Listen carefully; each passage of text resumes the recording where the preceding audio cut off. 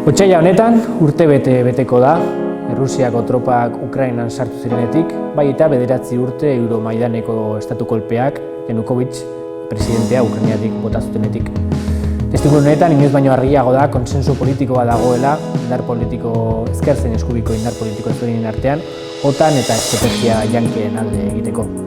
Egoera honetan komunista guztion bete beharra da argiak izatea eta posizio politiko argi batekin erantzutea. Honegatik eta askoz diegatik eta honetaz eta askoz gehiago hitz egiteko gaurkoan ongi etorri Burdinasia.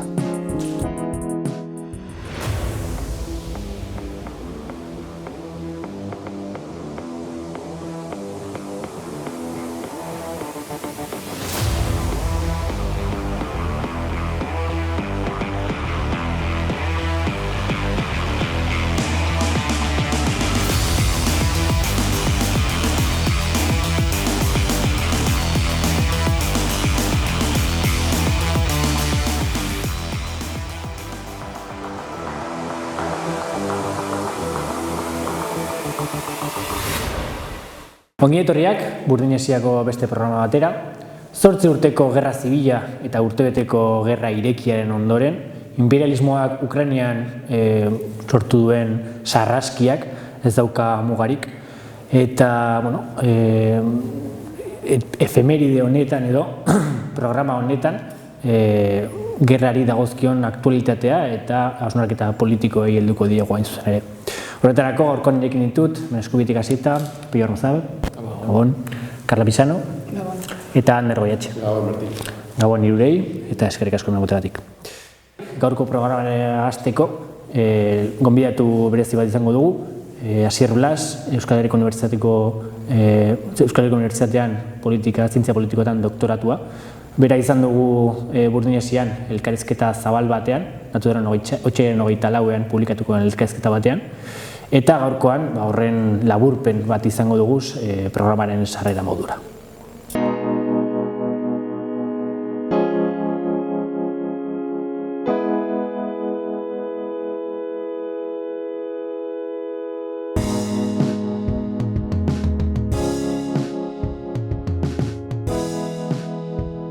Praktika nahi duena da eragin esparru bat eduki, ez da? Eta eragin esparru, besteak beste, batez ere esango nuke ekonomikoa. Alde horretatik, Errusiak dudarik gabe markatu zituen helburuak ez ditu bete. Ze hasierako egun horietan planifikatu zuten gutxi asko operazio militar azkar bat izan zen. Zer bilatzen zuen Errusiak?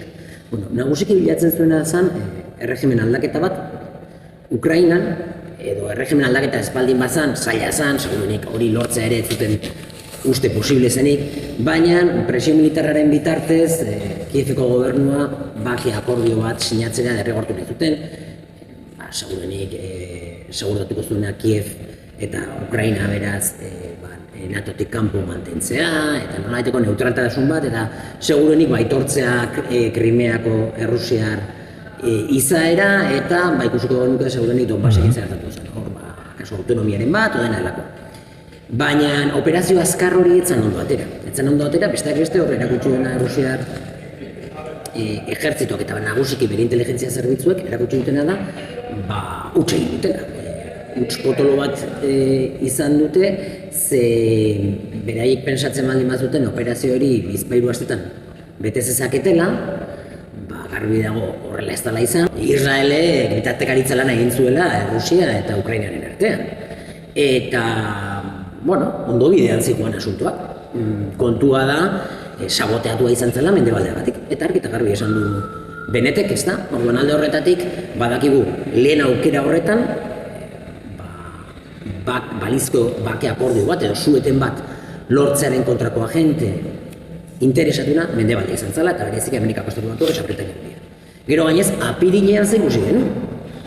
Apirilean negoziazioak egon ziren Turkia. Kasu honetan, bitartekaritza lana Erdoganek eta Turkiak egin zuten, Istanbulen egon ziren negoziazio batzuk, eta badakigu gainera negoziazio horiek ere ondo bidean zikoaztetan. Are gehiago, Ukrainska Pravda, garkari digital oso famatu bat Ukrainan, punta-puntakoa, eta Zeleski zalea, udan argitaratu zuen artikulu bat, eta aipatzen zituen goi funtzionarioen hitzak, Ukrainako goi funtzionarioen hitzak, esateko akordio batetara iritsi zirela, azkeneko xehetasunak falta ziren eta gero sinadura, baina Britainia Handiak eta Amerikako Estatu Batuak blokeatu ditzutela. Are gehiago, Boris Johnsonek ere defendatu duenean bere posizioa, txiaska esan ez, ondala, zirkuitatzen edo filmbake akordio, esatezuna zen, Rusiak ordaindu egin behar duela inbazioa hasi izana, eta orduan luzatu egin behar da gerra igatzeko Rusia. Hau, iraunkorra izan da, etengabe izan dugu, urte osoan zehar, mendebalderen asmoa hori izan da, eta nagusiki Britainia Handia eta Amerikako Estatu Batuen asmoa, azken batetan, santzioak izan direlako parte handi batetan, bumeran efektu bat izan dutenak, bereziki Europan. Eta Europan, lehenengo galtzaileak, Ukrainarrak eta Ukraina dira, eta Donbaseko jendea ere bai, bereziki Donbas, ze handa, non da, gerra dagoen gune beroenetako bat, eta hauen ondotik Errusia da, ezta? Milaka eta milaka hildako dazkatelako. Baina pixka bat aspektu militarrak alboratuko bagenitu, irabazle nagusia Amerikako Estatu Batuak da, ze lortu du, aipatzen zegoena, pixka bat kortozirkuitatzea integrazio ekonomiko eurasiarra, urte asko indartzen ari zena, eta horren beste adierazgarri bat izan zeteken Nord Streama, bat eta bia, ezta? Konektatzen zuela Alemania-Rusiarekin, eta orduan tartean egon zitezkeen proxy Ipar-Amerikarrak saiestu egiten zituen, eta orduan Moskurekin zuzenean harremana, eta Moskuren bitartez Txinarekin. Hori kortozirkuitatu, azkenean bilatzen zuen Amerikako Estatu Batuak gerra luzatze honekin eta Rusia igatzeko politika honekin. Nahi zuena zen, azken batetan, Europa ainguratu bere interesetara. Eta Europa ainguratzea bere interesetara bereziki garrantzitsua da bere nazioarteko borrokan hegemonia ekonomikoagatik. Bestela badakigu Txina eta Rusiaren arteko bazkidetza oso sortuta dagoela, baina 2001ean hasi zen bide hori, eta 2022an Xi Jinping eta Putinek nolabait ere azkeneko forma hori eman zioten, eta forma hori ja bazkidetza oso sendoa da. Orain, Txinak defendatzen ditu bere interes nazionalak. Hau da diferentzia bat Amerikako Estatu Batuak eta Europar Batasunaren arteko harremanarekin. Europar Batasuna ez da bazkidea, Europar Batasuna subalternoa. Eta oso garbi ikusten da, ez ditu defendatzen bere interesa. Eta gainera, Alemaniari aurpegira barra egiten dioten Nord Stream bat eta bia suntsituz, eta ez da ezer gertatzen Alemanian. Dagoeneko nazioarteko legedia gerrari dagokionean eztanda egin du betirako. Zeleno, eztanda egin zuen, baina hegemonia zeukanak, Amerikako Estatu Batuak eta Mendebaldeak erabiltzen zuten nahi zuten bezala. Baina orain edonork erabiltzen. Nik bai pentsatzen dutela mundu multipolarra etorri dela gainditzeko. Eta ikusteko dagoena da mundu multipolarrak ze formatzen duen. Hegemonia argi bat eraikiko ote den, ze Txinak bere arazoa dauzka, hortaz zakago denborarik hitz egiteko, baina Txinak ere bere arazoa dauzka, adibidez arazo demografikoa besteak beste, eta finantziarizazioa ere iritsiko zaio, bizterari zaio. Burbuila inmobiliario kezkagarri bat. Bai, kontrolatzen dute, estatu honetik indartsua da, alderdi komunista dago atzetik, baina bere arazo propioa dauzka, tonan ez da ingarbia txinatar hegemonia izango dela oso indartsua mundu multipolar horretan. Hor gaurkoan izango dugun abia puntua, analisiarekin hasiko gera eta gerora sartuko gera, eskatuko dizuet zein den honekin izan behar dugun posizio politikoa, baina hasteko, elkarrizketa honetatik abiatuta, eskatuko dizuet gerraren aktualitatean inguruan, edo elkarrizketan aipatzen diren puntuei osatzeko zerbait, dagoen egoeraren inguruan, analizien inguruan dituzuen osagarriak, edo bestelako elementuak aportatzea eskatuko nizuke. Hemen zerbait, espero ez zitekena badaldin badago da, Errusiak nahiko ondo eutxi diola bere ekonomiari, eta uste dut hori badela mundu multipolar honen isla da, esan nahi dut. Mendebaldea honezkero ez dela potentzia kapitalista bakar erraldoi hura, eta zentzuretan Mendebaldeak jarritako traba eta oztopoi ere Errusiak bilatu duela bidea aurre egin eta bere ekonomiari eusteko, ez. Adibidez datu bat emateagatik, nazioarteko diru funtsak apirilean aurre ikusten bazuen Errusiar ekonomia 8,5 jaitsiko zela, orain eman berri duen datuan, onartu behar izan du, 0,3 hasi egin dela, oda ez da segik ez dela gertatu horrelako kataklismo ekonomiko ura baizik eta, eutxi diola nolabait. Eta nola eutxi dio, nik esango nuke hemen, aipatu behar dugula, Errusiak ordezkatu ahal izan duela esportazio eta importazio aldetik mendebaldea beste herrialde batzuekin. Hori, gehi, gasaren eta petrolaren presio igoerak ere albidetu diola nolaiteko lasaitasun finantziero bat edo, baina datu batzuk gehiago matearren, Indiarekin adibidez, elkartruke komertzialak 170 hasi ditu, Turkiarekin 200 bat ia, eta Txinarekin 174. Orduan ikusten dena da, hor, emergentziak diren potentzia horiek, Errusiarekin hartu emanak handi dituztela gerra aprobetxatuz, eta kaltetu nagusiak kasunetan Europa dela. Honen adierazle edo mundu multipolar honen adierazle da Errusiaren sostengu izaten ari den mundu horren adierazle, eta sostengu ez diot termino militarretan. Ni esaten da, nolait, ez diotenak mendebalderi joku geopolitikoa berosotasuna jarraitu, da nazio batuen erakundean aprobatu behar izan zenean erresoluzio bat gerra kondenatzeko martxoaren 2, iazko martxoaren 2, 38 abstentzio izan zirela, baina abstentzio horiek ordezkatzen dutela munduko biztanleriaren 150, eta abstentzio horien artean daude India eta Txina, eta nolait horrek bai adierazten duela potentzia edo mundu multipolar bateranzko bidea, eta horrek ere agente ezberdin eusten die maniobrabilidade handiagoa eta politikarako beste aukera batzuk ere irekitzen ditu noski. Orduan esan bezala, komunidad internazionala deitzen duten hori gero eta txikiagoa dela, la comunidad internazionala denunciado no sé qué, gero eta herrialde gutxiago ordezkatzen dituela horrek. Baina esan bezala zein da protekzionismo edo muga jartzen edo nazioarteko herrialden harreman anaitasun horren amaiera, globalizazioaren amaiera horren implikazioak politikoki eta politika nazionalerako gehiago. Jada errealitate bat da Europaren gainbera imperialista eta subordinazio papera estatu batuekiko, ez? Zergaitik ematen da gainbera imperialista hau, hainbat faktore aipatu ditzakegu, alde batetik jada aipatu diren santzio ekonomikoen boomerang efektuak sortu duen pobretze orokortua, baina baita ere estatu batuarren presentzia militarra eta eragin esparru militarra, bai fisikoa, base militarrak dituelako, baina baita ere industria armamentistikoari dagozkion hainbat auzitan. Adibidez, Europaren berrarmatzea estatu batuei erosiz egiten ari da, ez? Eta horretaz gain, lehen gaien eskazia aipatu behar da, Europak ez ditu lehen gaiak eta erosi behar ditu. Eta azkenik, faktore politiko garrantzitsu bat, ez dago interes europarrak ordezkatzen dituen burgesiarik eta horren gabestian, interes nazionaletan antolatzen diren zenbait bloke daude, ez bada zuzenean, estatu batuarrek finantzatzen dituzten alderdiak, ez?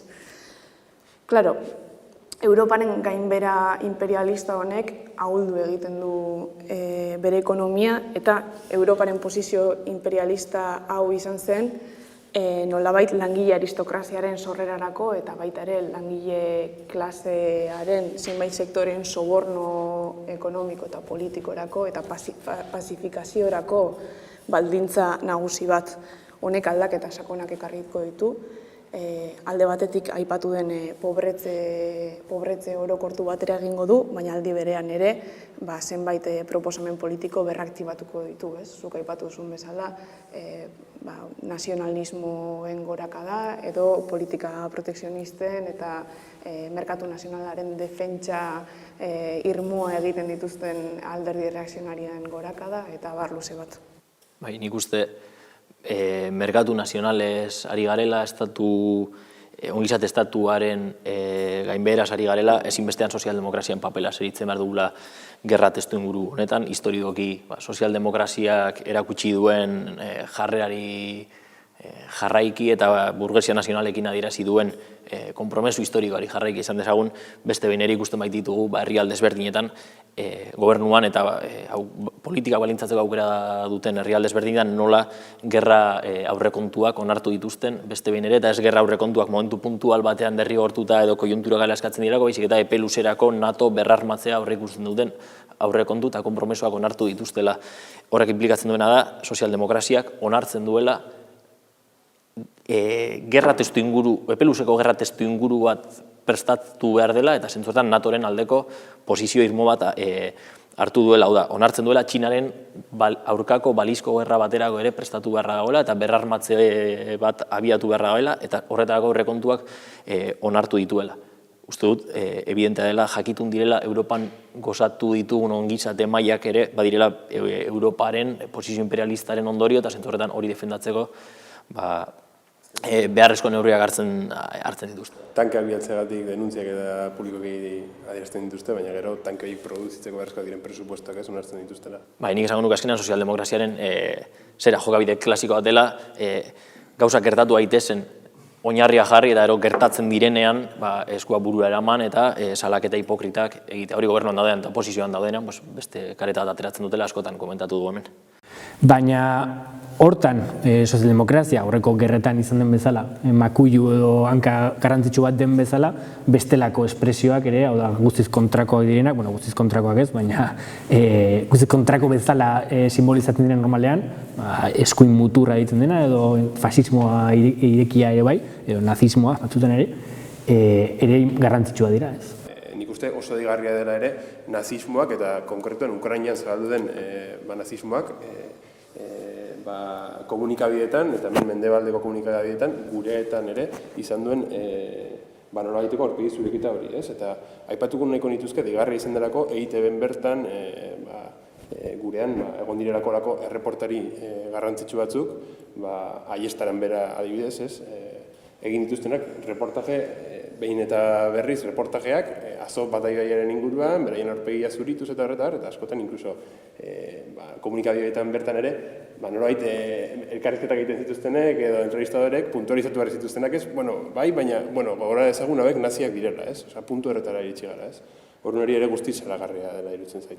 Baita hor, azpimarratu beharra dago, elementu naziak ez direla Ukrainian, kale mailan edo armadan dauden elementu periferiko batzuk edo batzutan mendebaldeko komunikabideetan matizatzen denean ere, esaten dut, Azov bataioia hor Mariupolen lehenengo lerroan dauden kaleko fasistak liran jartzen dituzte askotan, ejertzitoko sektore radikalak, eta esan behar dago Ukrainian, Maidanetik gaur arte, elementu esplizituki fasistak, estatu aparatuetan integratzen joan direla, botere posizioak irabazten, eta ez direla, ez dut uste, edo luzeago eztabaidatu beharko litzateke, Ukrainia estatu fasista denik bere horretan goitik bera, baina elementu naziek botere posizio oso indartsuak dauzkaten estatu bat dela, eta gero eta posizio indartsuak dauzkatenak eta gerra testu ingurua barne purgetarako eta erabili dutenak, eta NATOren babes guztiarekin beste behin ere.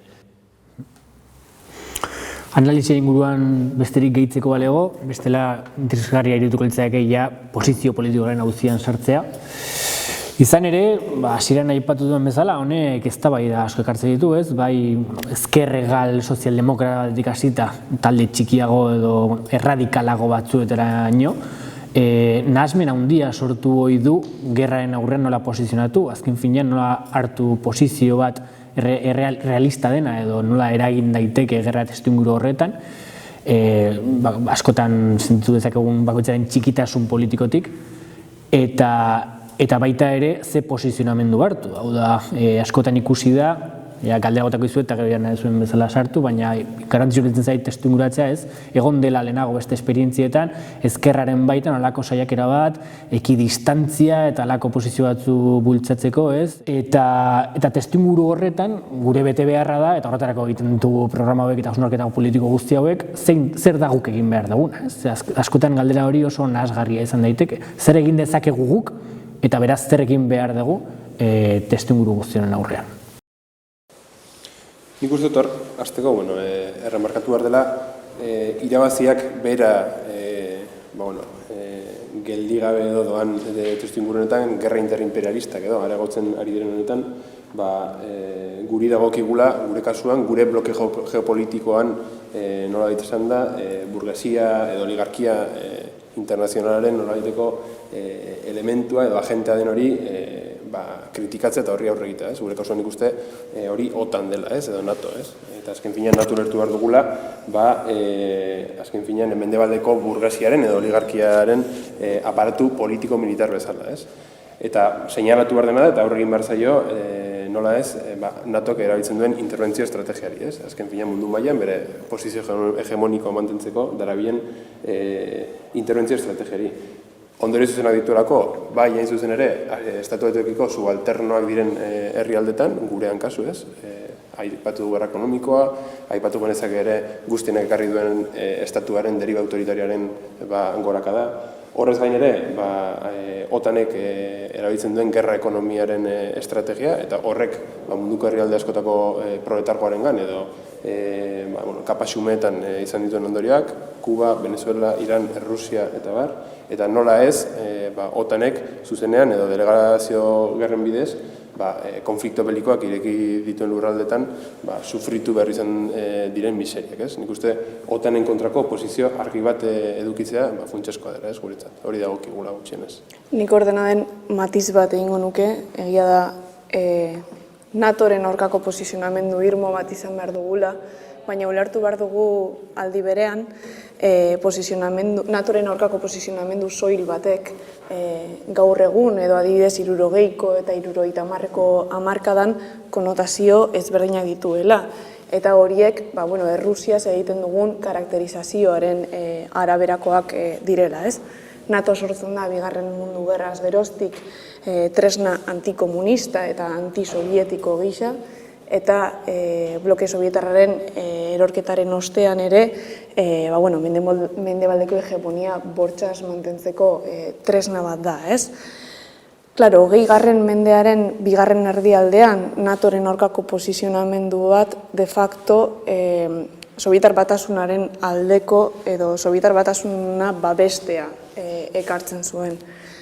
Gaur egun posizio antiotanista soil bat izan daiteke bai bloke imperialista bat babestea, kasu honetan Errusiaren interes konkretuak babestea.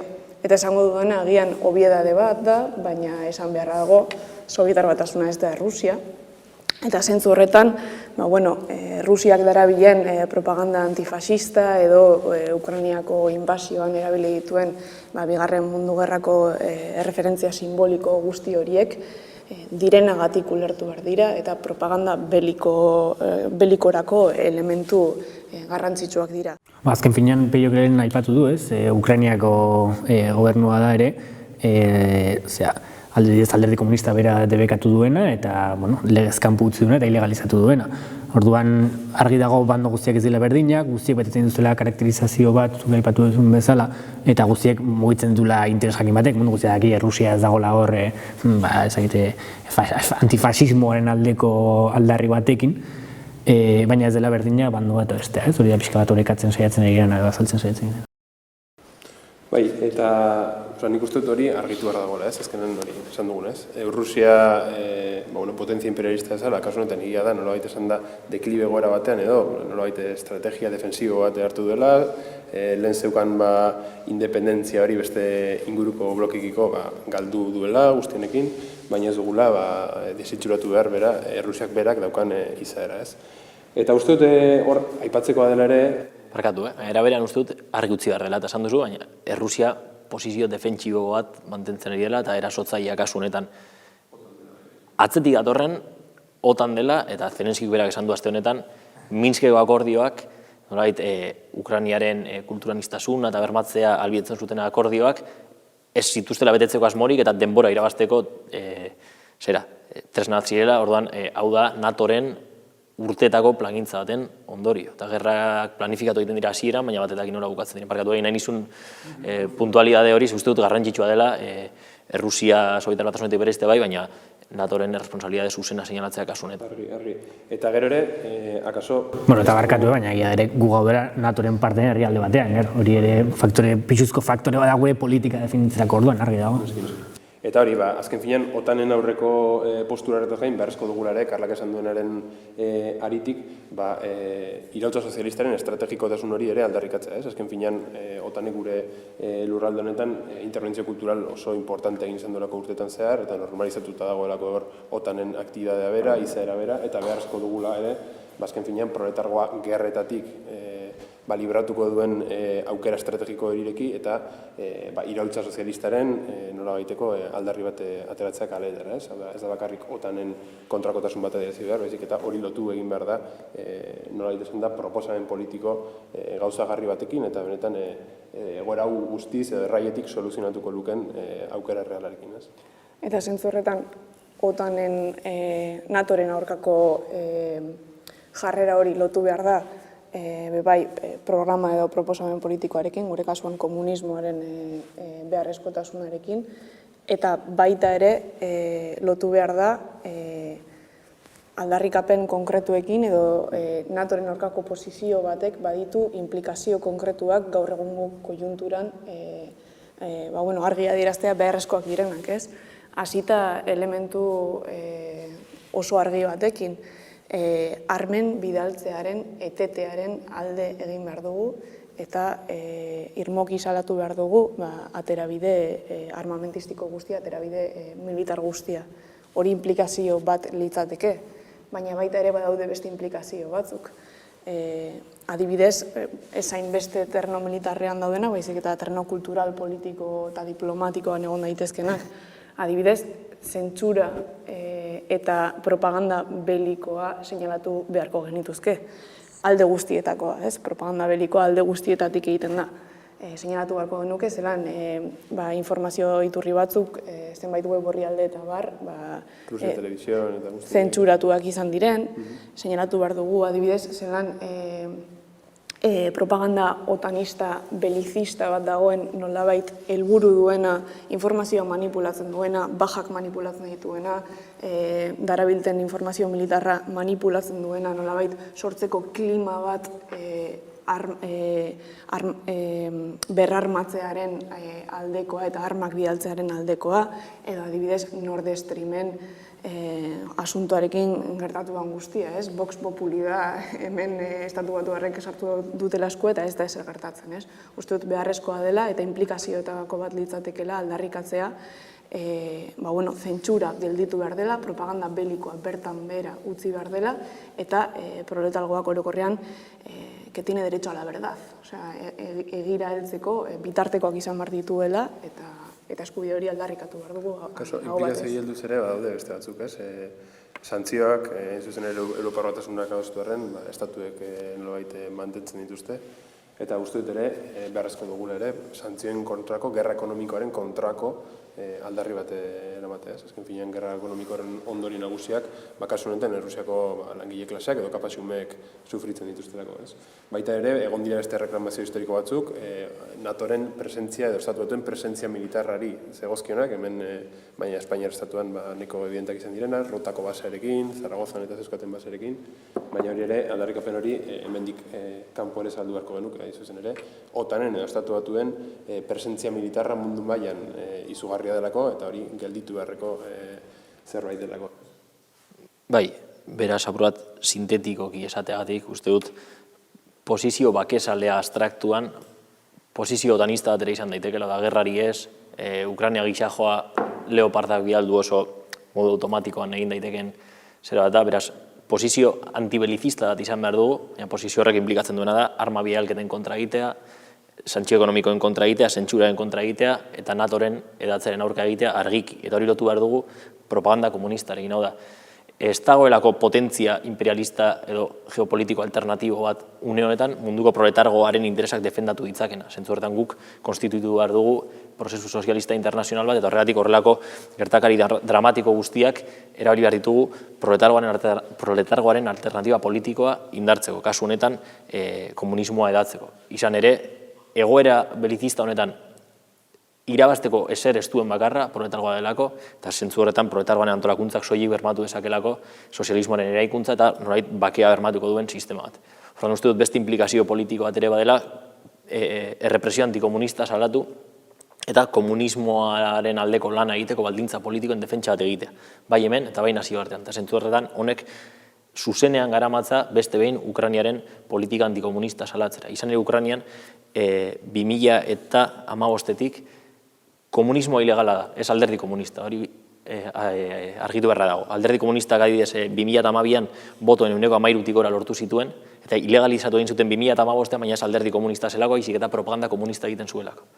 Eta de hecho gerora alderdi komunistak operatzen jarraitu ahal izan du, baina propaganda komunista egin gabe. Eta honek implikatu du, bai alderdi komunistaren ilegalizazioa, baita talde komunista txikiagoen ilegalizazioa. Eta honek dakarrena da, ikusi ditugu irudi brutalak Twitterren eta zabaltzen dira, disidenteak eta komunistak faroletan lotuta, jipoituta, desagertuta, hilda, odesako sarraskia. Eta zentzu horretan, beste implikazio bat ere bada, gure perspektiba internazionalistatik, komunismoaren aldeko lana defendatzea, komunismoaren aldeko askatasun politikoak defendatzea, eta kasu honetan, Ukrainiaren izaera antikomunista salatzea. Ezer gehitzeko, azken minutuan. Estela iruditzen zait, egoera dagokion konplexutasunarekin landu behar dela. Izaera edo izaera konplexu hori kendu gabe. Ez dela berdina, gobernu joera edo gehiengo fascista argi bat daukan gobernu bat, eta komunismoaren etxai zuzen eta esplizitua dena, edo bere askatasun minimoengatik borrokan Donbaseko herri errepublikan kasua. Beraz, neutraltasun edo ekidistantzia absurdetatik ihes eginez, postura politiko argi batekin gerra eta OTANen aurka, eta batez ere herrialdeen edo estatu burgesiak babesten den estatu kapitalisten arteko gerra bat, baten atzean dagoen klaseen arteko gerra argi salatuz. Hor uzten dugu gaurko programa, hor zertzelada politiko nagusiak, eskerrik asko horregotegatik, eta hurrengo programan ikusiko elkar.